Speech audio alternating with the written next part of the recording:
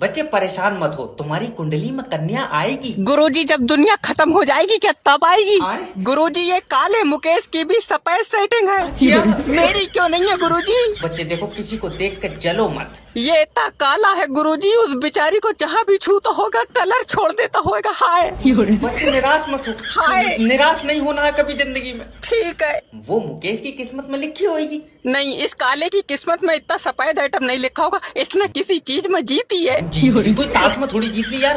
अक्सर लड़कियां प्यार में अंधी हो जाती हैं। ये मुकेश वाली पागल हो गई, ये मौज से खेल रही है गुरुजी।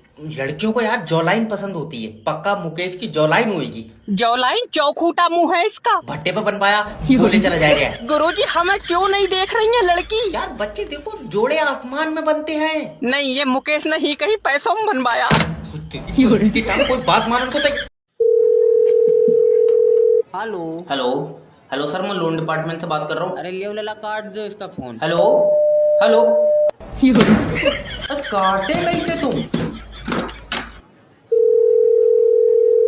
Hello hello.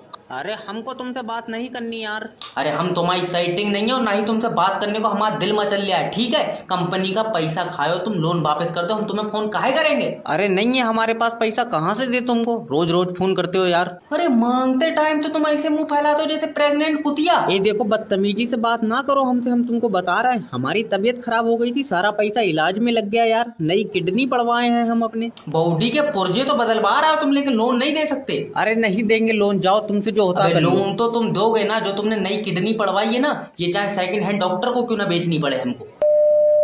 हेलो।